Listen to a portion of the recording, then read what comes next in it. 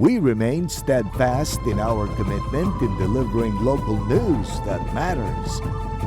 Stories that inspire. Enriching the lives of Filipinos in the Philippines and across the globe. This is your GMA Regional TV. Buong puso para sa Pilipino. Bagong sistema sa pagmanehar kan trapiko sa burukasan kan klase, kasado na. Presyo kan galunggong nagpakol na sa 240 pesos per kilo. Asin, van driver, pigbiliban kan ibalik ang napurot na 50,000 pesos cash. Ini ang GMA Regional TV Balitang Bicolandia.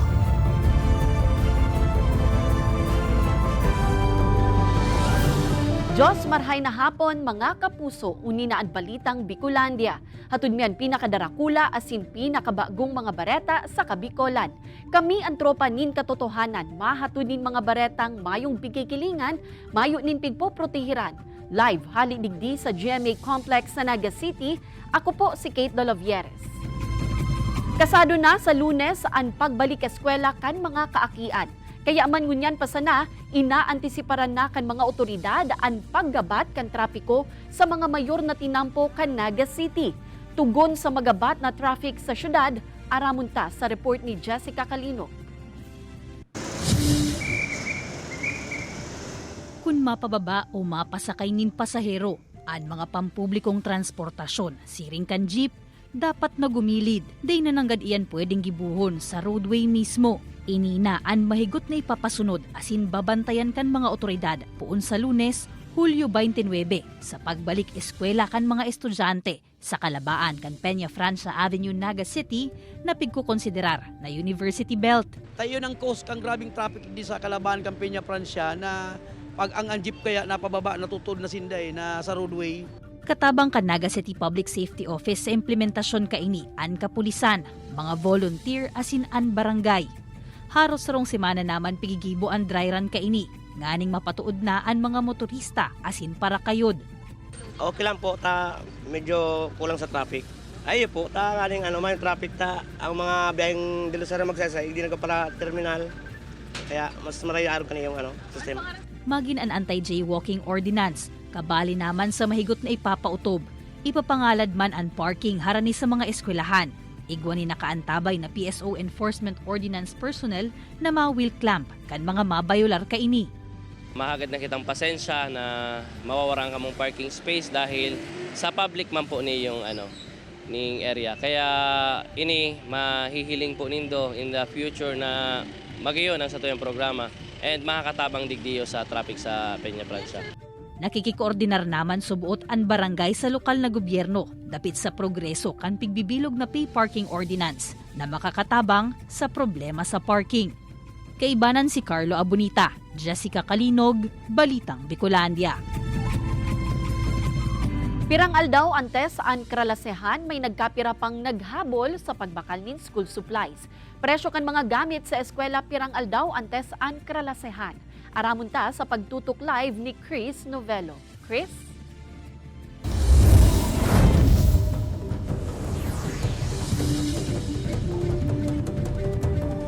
Kate, sa Lunes na Hulyo 29 ang pagbaralikan sa eskwela kan mga public schools. Kung kaya ang mga madiskarte moms and dads last minute na sa pag-shopping nin mga gamit sa eskwela. Gikan sa Pamplona, Camarines Sur sa merkado publiko kan siyudad ni Naga, nagdayo si Early ni Pumusay na para magbakal ng school uniform sin mga gamit sa eskwela kan sa iyang apat na aki. Pagkakasyon subot niya ang 2,000 pesos na budget para sa mga school supplies kayaan sa iyang diskarte. Pili na lang po ng mga mura-mura, tapos kung sakali makatawad-tawad pa man. Siring ni Early sa pareho merkado publiko man pinili na mamakalin mga gamit sa eskwela ni Tatay Vicente kan Banoan ning Bula, daraan sa iyang 1,500 pesos na budget na kinita sa pagkopra. Dikit sa na notebook an sa iyang babakalon hulit na mapapakinabangan pa man subuot ang mga notebook na daay naubos ang pahina kan nakaaging school year. Duwang high school, tulong elementary. Titipid ko nga ni. Tipid lang ta. Siyempre, kulang po ang hanap buhay. Nagkukupra lang, barato nga ng kupra. Pirasa na sina Vicente as in early sa mga magulang na naghabol sa pagbakal ng school supplies para sa pagpupuon kan klase sa Lunes. Sa Naga City People's Mall, malay may pasubot ang bentahan kan mga school supplies maski sa Lunes na ang pagpuon kan kralasihan. Katakot kay ini, nageras nin tips ang DTI sa mga magurang na last minute shopping. Enot ang pag-check sa mobile app kan ahensya nga nagmahiling ang mga tindahan na nag-opresir nin pinakabaratong school supplies. Dapat pansubot na aprobit sa RAD ang mga promos o discount kan mga tindahan. Asin, importante man ang pagkumpara kan presyo asing iba pa. Para po nababakalta lang kung ano ang tama, dahil kita ulit-ulit, mayong nasasayang ng mga produkto, and by doing that, mas na-maximize sa kung ano talaga itong dapat nagamit ng mga school supplies para sa mga estudyante.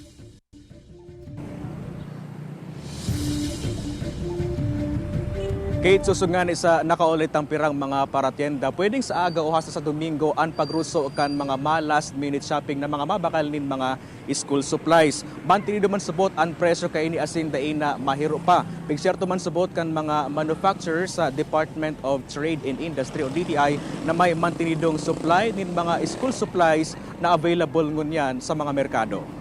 Kate? Alright, Jos Mabalos, Chris.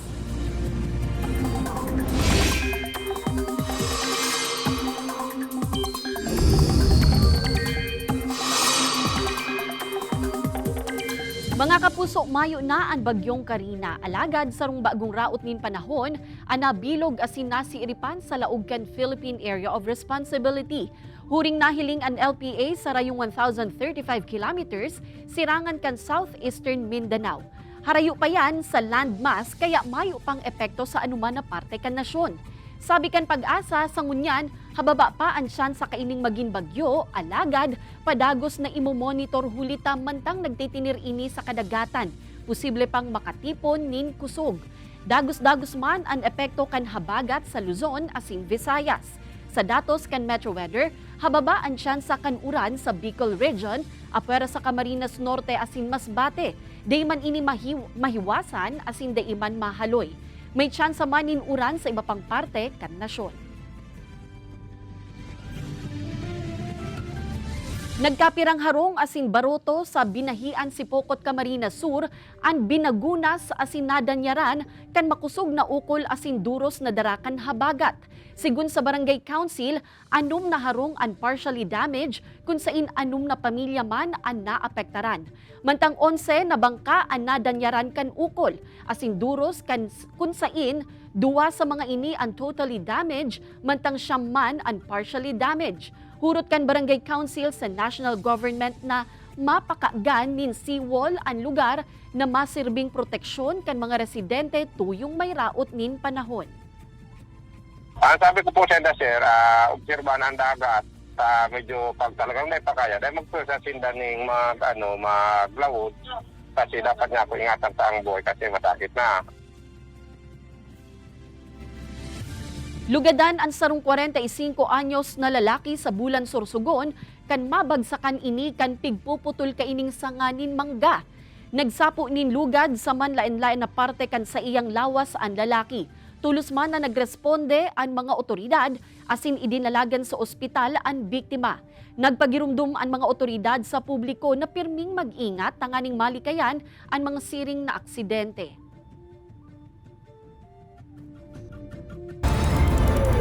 Ini ang GMA Regional TV Balitang Bicolandia. Ini ang GMA Regional TV Balitang Bicolandia.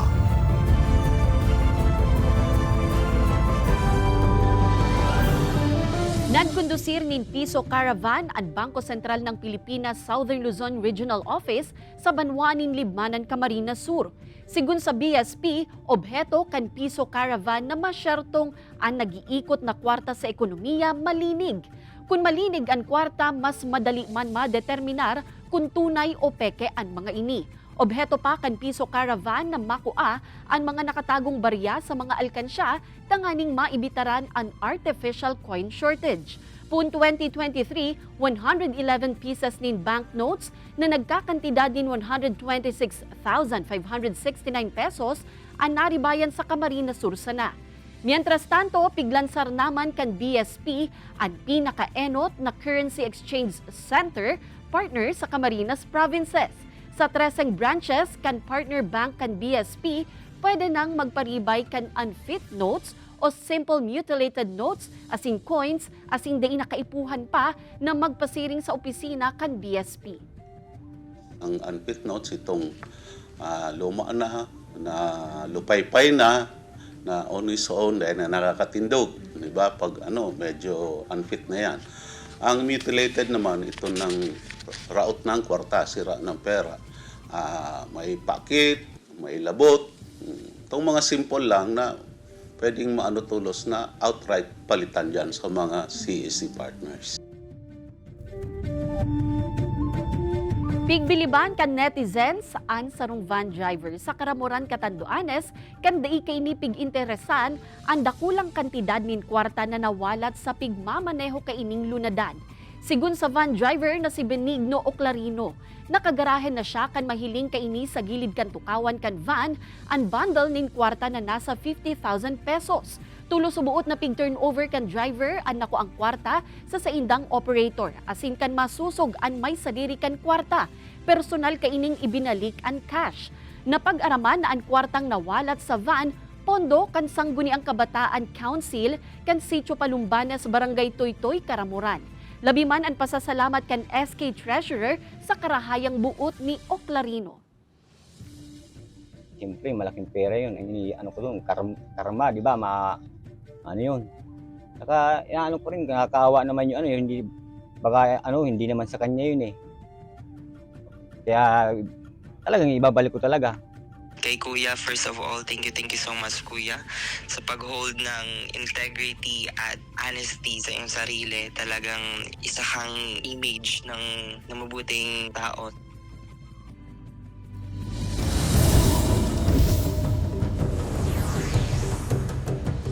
Ngunya na may mga pag-uuran pirmi ng yaon ang posibilidad nin pagbaha. Apera sa makusog na uran kun minsan nagiging rason kan baha ang mga basura sa komunidad. Asing ngunya na hapon makakaibanan ta si Engineer Joel Martin kan Naga City Solid Waste Management Office. Tanganing tukaron ang lakdang kan sa indang opisina, tanganing malikayan ang pagbaha sa Naga City. Diyos marhay na hapon po, Engineer Joel. Diyos maray na hapon po, Ma'am Kate. Yes, Engineer, and nakahaputan po. Kan nakaging aldaw, naging mahiwas ang baha sa Metro Manila. Nahihiling ta po ba nindo ang posibilidad na mangyari man ini sa Naga City? Ay opo, dakulaon po ang possibility na sinangyayari po sa Metro Manila kan nakaaging mga pirang aldaw, pwede man po mangyari hindi sa Naga City. So sir, ano po ang mga lakdang kan SWMO tanganing malikayan ang pagbaha digdi sa syudad ni Naga? Iyo po, inot na tabi, kaipuhan, ibalik na itong sinasabi tabaga, magsegregate kita kang basura, tama pong oras kang pag-apon, tama pong laganan. Sinasabi ta pong magsegregate, kaipuhan po kaya ilain ta si mga plastic-related na mga basura ta. Tapag iyan po napabayaan, dahil ta po nalain, ang dalagan po kaya, lalong-lalo na ngunyan, makusog po ang mga uran, ang posibilidad po na maglangkaw ang tubig. Dadarahon po kan si tubig, si mga plastic-related na basura. Dalagan po yan sa satuyang mga drainages. And eventually po, yan po sinaklag and resulting to flooding po kan sa mga lugar, hindi po sa Naga. Sa kada aldaw po, engineer, pirang toneladang basura ang nahahakot kan SWMO. Asin nilalauman ta po ba na madadagdagan ini mga basura na ini pagburukasan kan klase? Iyo po, Ma'am Kate, ang basura ta po ngunyan, nasa 135 tons na. Lalong-lalo na po kung may mga magpuon na po ang klase ngunyan na Lunes, July 29, sigurado po na madagdag, tadadag sa umpo kita kasi mga estudyante po, mapuuna ang mga klase. Si kadakliman po baga kayan, hali sa mga luwas kang, hali po sa mga munisipyo na hindi na po nag-i-eskwela sa Naga. Ang buot pong sabihon, kung kita po igwaning basurang 135, pwede pong madagdagan pa iyan, nagkakapirang porsyento, na madagdag po sa volume kang basura. Sige, engineer, pangapoda na lang po sa mga nagenyo, tanganing mamaneharta ang basura sa syudad. Inot na inot po, siguro utrutang sinasabi, kaya po handa pong mag-segregate ng basura. Kaya po handa po na ilaag sa tamang lugar, tamang oras, segregado ang sa tuyang mga basura. Tangani po na mamanihar. Kung kita po maapon ng basura, sarong beses lang siguro. Depende po yan sa schedule. Kung pang-aga po, pang-aga kita. Kung panghapon po, panghapon. Tangani po na dahil naman kita uro-utro na magparakolekta pa kang basura. Isipon ta po, Ma'am Kate, na ini po dagdag na gastos pag sige po ang balik-balik na pagkolekta lang ang basura. Ini po nahihiling ta, sinaobserbahan ta po na nahakot pa sana pag nasa ere-inutan lang si truck, igwana naman po nag-aapon ng basura. Dakula po ang tabang na magigibok ang barangay, i-inform po ang satuyang mga constituents sa barangay, lalong-lalo na po si mga estudyante. Ta simpre po, kung nasa luwas siyang kang naga, dahil masinda nag-aaram kung anong aran si sistema ta. Obligasyon po kang syudad, obligasyon po kang barangay, i-inform po ang satuyang mga syudadano kung ano po si tamang manera, si tamang oras, asin tamang gibuhon para po mamantiner, asin malinigan ta ang palibot, maiwasan ta po ang pagbaha, digdi po sa Laugang Naga. Alright, mabalos po, Engineer Joel Martin, Canaga City, SWMO.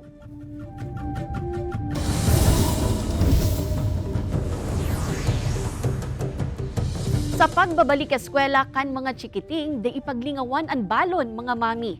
Baon ideas na healthy na, suwak pa sa budget. Aramunta sa istorya ni Jessica Kalinog. Mga mommy and daddy, back to school na on Monday ang sa indong mga baby. Ready na ba ang mga pambalon kan mga ini?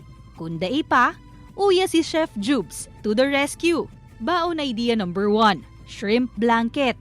Kaipuhan digdi an 1/4 kilo nin hipon, an chicken breast, sibuyas, paminta asin iba pang ingredients, pagsaralakon sa food processor o pwede man tadtadon sa nasa chopping board. Sa kalaaganin sugok, mix well asin ininaan ipapalaman sa hipon. Laagan kan pinidasong cheese, patusunin lumpia wrapper of your choice, saka prituson. Okay, itong shrimp blanket na to, it's very healthy, pero at the same time, magugustuhan ng mga bata kasi di ba yung mga bata mahilig sila sa crispy. Speaking of crispy, here's baon idea number 2, kalabasa pancake o kalabasa okoy. Pwedeng girison o iraidon ang kalabasa, carrots asin kamote. Sa kaisasalak ang iba pang sangkap, arog kan rice flour asin cornstarch para sa crispy texture. Deep fry until golden brown. Ultimong baon idea for you, ang colorful mango sticky rice balls na ini. 1 cup of water for every 1 cup of pulutan rice. Pagluto na, salakan ka natural food coloring, hali sa blue turnip. For the sauce, coconut cream and condensed milk. Saro pang sauce ang pig blender asin niluto na mango puree. Kayang-kaya at saka very nutritious. Lahat na gagamitin natin ay mga fresh. 300 pesos na or less nga ni ang budget para sa kada recipe. Abot kaya sa bulsa, healthy pa. Something to try ni Mommy Ivy. Madaling gawin. In 30 minutes, matatapos mo agad. So, marami ka pang oras na pwedeng gawin at pwede mo pang nabigyan ng oras yung anak mo sa pag-aayos papunta sa school. Masasamahan mo pa. Diskarte sa nangani daan kaipo, nganing masyerto naan maipapakakan sa mga aki, matao sa indanin enough energy para sa saindang pagklase. Kaibanan si Carlo Abunita, Jessica Kalinog, Balitang Bicolandia. Ini ang GMA Regional TV Balitang Bicolandia. Ini ang GMA Regional TV Balitang Bicolandia.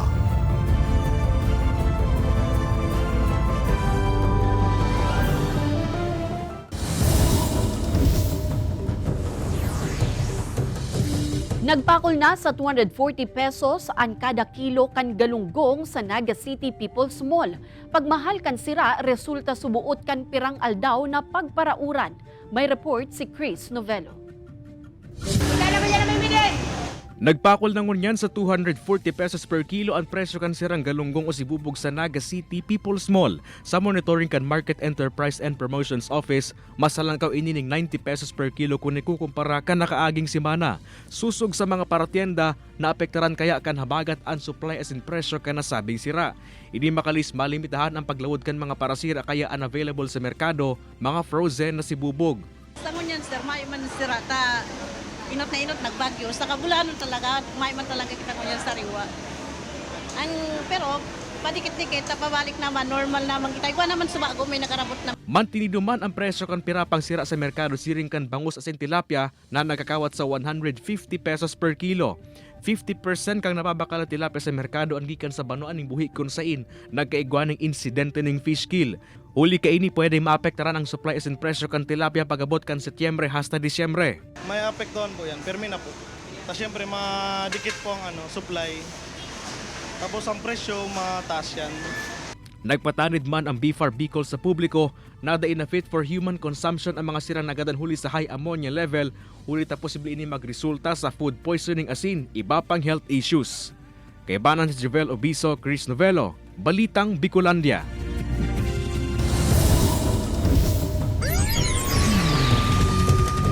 Duwang persona lugadan kan magsemplang ang piglulunadang motorsiklo kan likayan ang sarong aki na biglang nagbalyo sa tinampo. Yan asin iba pang aksidente sa tinampo sa report na ini.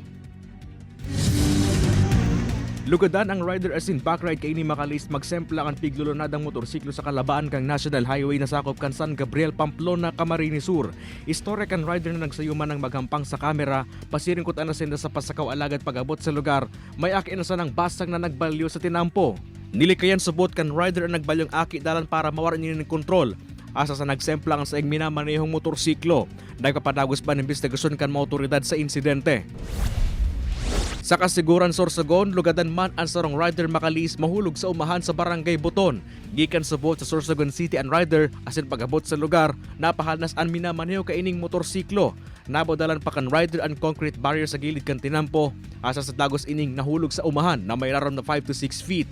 Pigtutubodan mang nakaturog o nakainom ang rider na nagpaparay ng ngunyan sa ospital. Kaya banan si Jovel Obiso, Chris Novelo, Balitang Bicolandia. Gadanan sarong 28 anyos na lalaki sa Pambabadil kan sarong 49 anyos na barbero sa Barangay Orosite, Legazpi City. Sa report kan Legazpi City Police Station, enot na pig-abangan kan biktima ang sospek sa pigtatrabahuhan kaining barbershop tanganing saksakun ini. Ang sospek na nagsapo nin lugad sa kamot sa pananaksak, nagbalos asin nagkuanin sumpak, rason kan pagkagadan kan biktima. Makalis ang Pambabadil, tulos na nagdulag ang sospek. Nagpapadagos man ang investigasyon asin hot pursuit operation kan kapulisan kontra sa sospek. Yung biktima, may dati na siyang record dito sa Legazpi na igdi sa Toyo Police Station. Kaya lang, yun ang problema na antigusin ng dati ng sigalo talaga sa buwan. Nakuana kan mga otoridad ang lawas kan sarupang menor de edad na nalamos kan Lunes sa Coastal Barangay kan Cotmo, San Fernando, Camarines Sur. Narecover ini sarong aldaw makalihis na marecover an sa iyang kaibanan na nalamusman. Pigtutubudang nagkaagdahan ang duwang biktima asin apat na iba pa na magkarigo sa dagat sa ibungkan makusog na ukol darakan habagat. Nasa advanced state of decomposition na ang hawak kan menor de edad. With regards to sa incident, sir, pwede ta po siya, sir, ma-consider kasi that time po nangyari si insidente, ongoing na po si pag-epekto kan si Bagyong Carina sa Tuya.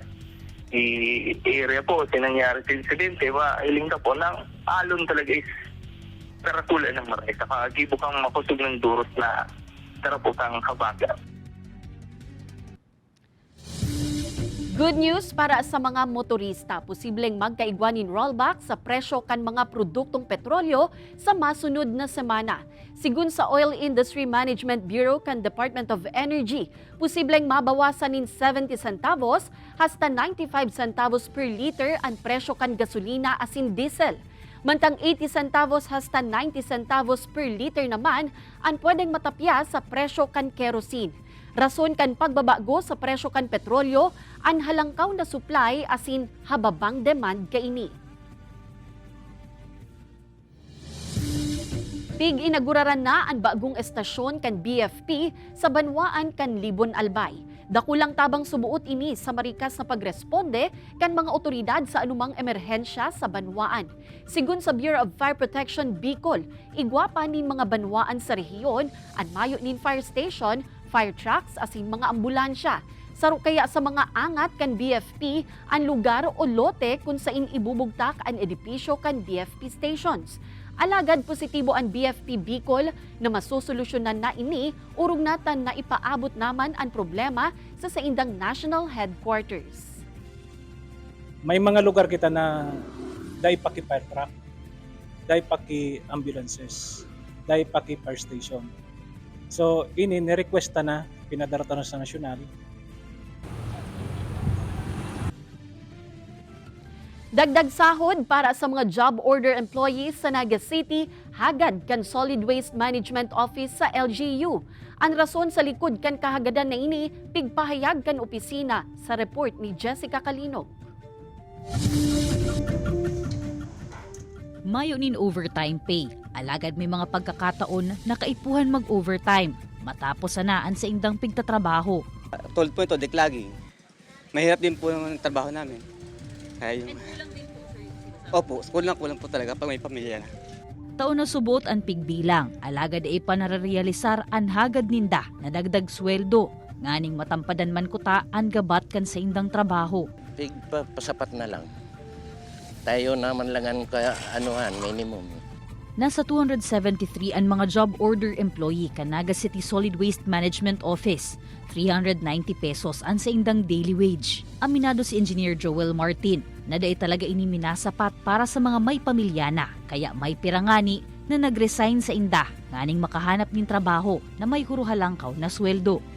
Nagkaulay po kami ni Mayor Nelson sa kanyang budget officer pang Mendoza. Ito pong pagdagdagkan si mga araal daw daily wages kan sa tuya pong job order. Ang katuyhan ta po madagdagan at siguro mga 50 to 60 pesos per day para man po magian-gianan man si mga empleyado po ng job order ta. Lalong-lalo na po si naghahakot pagka mga basura. Nasobra sinda sa 8 hours. Maginan overtime as in night differential kan sa indang casual as in permanent employees. Pinakiulay man daakan opisyal. Hurot na maibali na ang mga ini sa 2025 budget o mapuunan antes matapos ang 2024. Sa ngunyan, mayo pasubot ni nare-resibe na direktiba hali sa alkalde ang City Budget Office dapit sa bagay na ini. Alagad kung may kasuguan na, hahanapan nindang paagi na mapondohan ini. Kaibanan si Carlo Abunita, Jessica Calinog, Balitang Bicolandia. Nasa 400 na mga estudyante kan Anita V. Romero Elementary School sa Daet, Camarines Norte ang nabenepisyaran ng libreng school supplies. Ang mga benepisyaryo, aki kan mga magurang na nagpartisipar sa Brigada Eskwela ngunya na taon. Sigun sa barangay, maut nindang makatabang urog na may mga magurang na nadidipisilan huli sa mahal kan mga school supply. Apera sa pagtabang, target man kan mga opisyal na maenganyar ang mga magurang na magpartisipar sa taunang Brigada Eskwela. Gumagawa kami ng mga hakbangin para mas lalo naming mapalaki ang aming paaralan. Doon sa mga parents na para ma-motivate natin, in-invite natin silang magsagawa ng Brigada Eskwela. Nagpapasalamat po kasi sa katulad kong solo parent. Nakakabawas na ako sa gastusan kasi meron ako 4 na estudyante.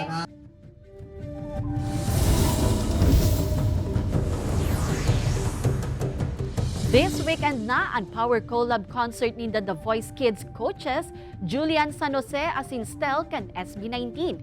Puspusan na ang rehearsal ni Julian asin Stel para sa performances na dapat abangan.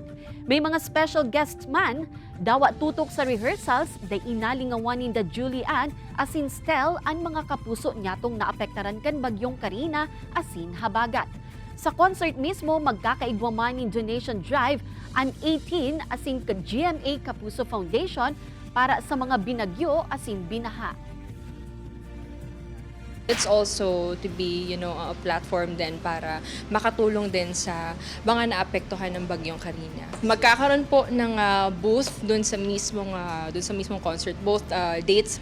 Inisip din talaga nila to just to, bukod sa meron kaming concert, makapaghatid din ng tulong sa mga taong kailangan din ng tulong talaga, lalo na sa mga ganitong panahon.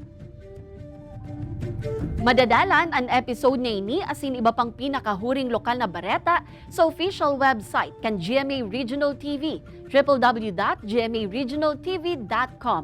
Pwede man kamong magbisita sa samoyong official YouTube channel, GMA Regional TV, asin i-click ang subscribe button para sa pinakamaiinit na bareta hali sa man iba-ibang rehiyon. Mabalo sa mga kapusong Bicolanong nagantabay, maging sa mga kapuso nyato abroad.